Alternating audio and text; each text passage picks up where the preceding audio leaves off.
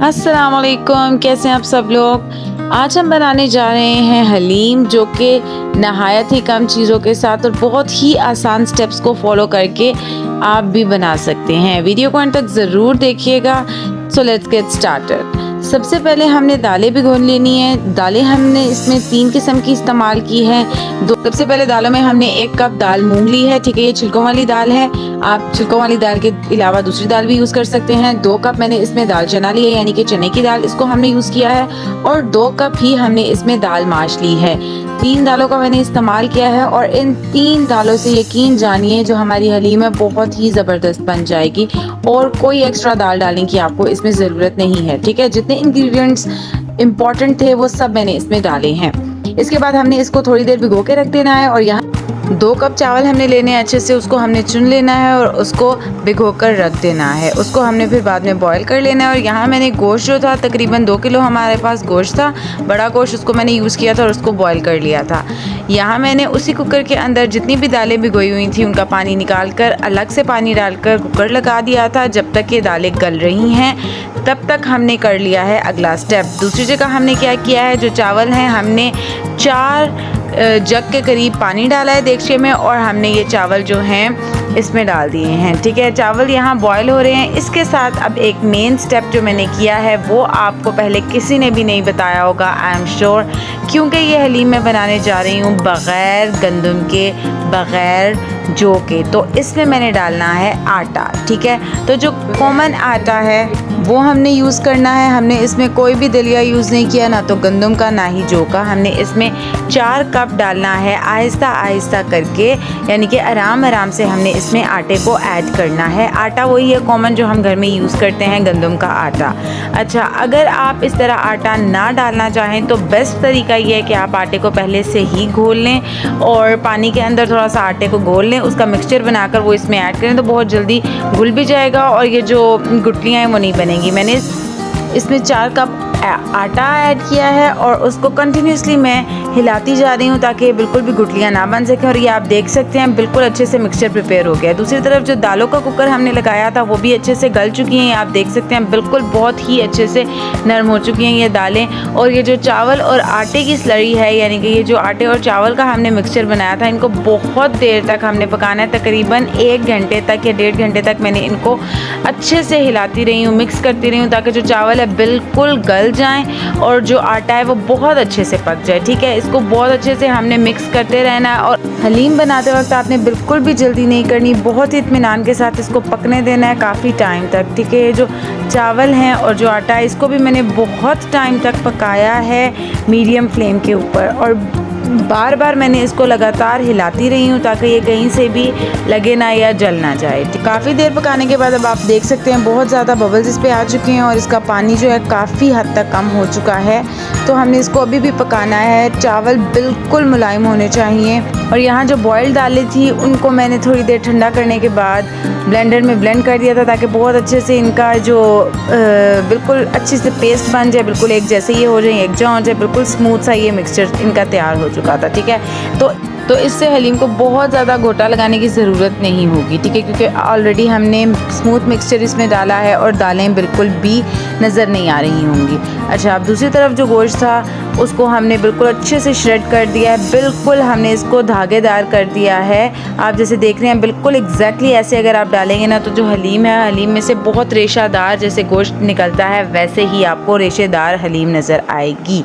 यहाँ हमने मसाला की तैयारी करनी है, यानी कि मसाले की प्रिपरेशन करनी है। गरम ऑयल के अंदर मैंने डाल दिया है 4-5 अनियन मैंने इसमें लिए थे बड़े साइज़ के, वो मैंने कट करके इसमें डाल दिए हैं। आधे अनियन यूज़ हो जाएंगे इसके मसाले के अंदर और आधे अनियन जो हैं वो सर्विंग में जो हलीम जब बन जाती है उसके ऊपर डालने के लिए, गार्निशिंग के लिए यूज़ होते हैं, वहाँ होंगे, ठीक है। एक ही दफ़ा हमने इसको ब्राउन कर लेना है। तो यहाँ अनियन हो रहे हैं फ्राई। तक आप लोगों में से जितने लोगों ने मेरे चैनल को सब्सक्राइब नहीं किया वो जल्दी से जाएं, सब्सक्राइब कर लें और बेल आइकन को क्लिक कर दें ताकि हर नई आने वाली वीडियो का नोटिफिकेशन आप तक सबसे पहले पहुंच सके। और मेरे वीडियो को लाइक भी ज़रूर कर दीजिएगा। यहाँ अनियन हो गए हैं फ्राई, ऑलमोस्ट डन हो चुके हैं। तो हमने इनको निकाल लेना है अलग प्लेट में, ठीक है, क्योंकि जो हम बाद में इस्तेमाल करेंगे उनको हमने सर्विंग के लिए जो यूज़ करना है उसको हमने सेपरेट कर लेना है और बाकी जो मसाले में यूज़ होंगे उसको हम आगे जाकर यूज़ करेंगे। प्याज को डन करने के बाद अब बारी आती है गार्लिक और जिंजर की। तो हमने इसमें 4 चम्मच के करीब गार्लिक और जिंजर का पेस्ट हमने डाल देना है और इसको बहुत अच्छे से फ्राई करते रहना है। इतने अच्छे से फ्राई करना है कि बिल्कुल भी जो गार्लिक लहसुन की स्मेल है वो अच्छे से ख़त्म हो जाए, बिल्कुल भी ना रहे। थोड़ी देर तक हमने इसको फ्राई करना है, क्योंकि अब इसको हम प्याज में फ्राई नहीं करें, हम जस्ट इसको पहले फ्राई करें और फिर इसके बाद हम जो डन हुआ प्याज है वो इसमें ऐड कर देंगे। तो इससे हमारा जो टाइम है बहुत बच जाएगा। लहसुन और अदरक यहाँ बहुत अच्छे से फ्राई हो चुके हैं। इसके बाद हमने इसमें ऐड कर देना है वही प्याज जो हमने डन किया हुआ था पहले, यानी कि जो भुना हुआ प्याज था उसको हमने इसमें डाल देना है।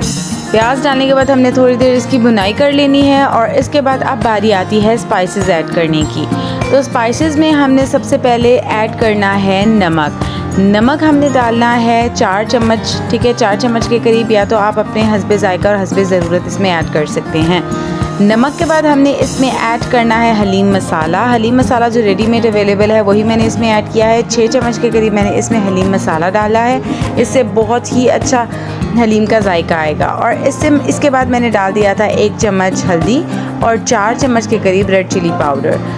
ये भी आप अपनी मर्ज़ी के अकॉर्डिंग डाल सकते हैं, मिर्चें ज़्यादा कम आप कर सकते हैं, ठीक है। ये इससे हलीम मसाले से बहुत ही अच्छा अरोमा आ जाता है, तो मैं प्रेफर करूँगी कि हलीम में आप हलीम मसाला ज़रूर डालें। और 5 चम्मच के करीब मैंने इसमें गरम मसाला पाउडर डाल दिया था। गरम मसाला पाउडर मैंने खुद ही प्रिपेयर किया था। गरम मसाले को पहले बहुत अच्छे से भुना था और उसके बाद उसका पाउडर बना लिया था। इसके बाद मैंने इसमें डाला है टमाटो पेस्ट। आधा किलो के करीब टमाटर लिए हैं, उनमें थोड़ा सा पानी डालकर, या आप पानी ना भी डालें तो अच्छे से उसको मिक्सी में डालकर आप उसको अच्छे सा पेस्ट बना सकते हैं टमाटर का। अच्छा, ये सब डालने के बाद जो हमारा मसाला है ऑलमोस्ट बिल्कुल डन हो चुका है। उसकी काफ़ी देर भुनाई करनी है, बहुत अच्छे से हमने इसको भूनना है। और उसके बाद जो हमारा गोश्त था, यानी कि जो हमने डाला था, श्रेड किया हुआ था गोश्त, बॉईल करने के बाद उसको हमने इसमें डाल देना है, ठीक है। अब देखिए बिल्कुल भी हमारा टाइम ज़ाया नहीं हुआ, हमने आहिस्ता आहिस्ता करके साइड बाय साइड हर चीज़ को अच्छे से तैयार किया है, तो हमारा टाइम इस तरीके से काफ़ी हद तक बच जाएगा। जो गोश्त के श्रेडेड पीस थे, यानी कि बिल्कुल रेशेदार, हमने इसको श्रेड कर दिया था, रेशेदार बना दिया था। इसका जायका हलीम में बहुत ही ज़्यादा अच्छा आएगा और हलीम जो है ना, इससे भी काफ़ी अच्छा उसको हलीम का टेक्सचर मिल जाएगा। और यहाँ अच्छे से हमने गोश्त की भुनाई कर लेनी है।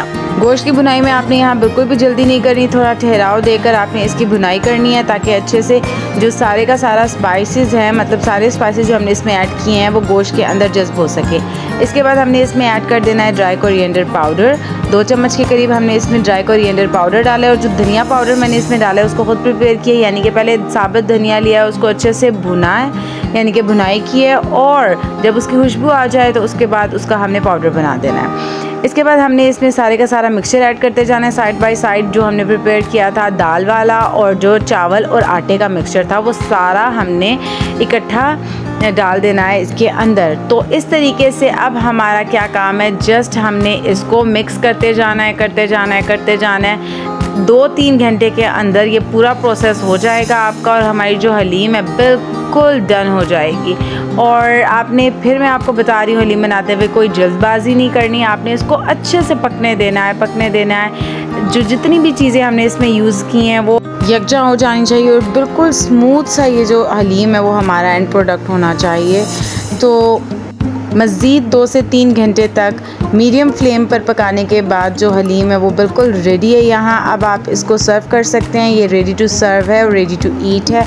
आप इसको तंदूर की हमीरी रोटियों के साथ सर्व करें, नान के साथ सर्व करें, बहुत ही आपको यमी और डिलीशियस लगेगी। इसका टेस्ट भी बहुत अच्छा है। और देखिए मैंने इसको कितने कम इंग्रेडिएंट्स में प्रिपेयर किया है।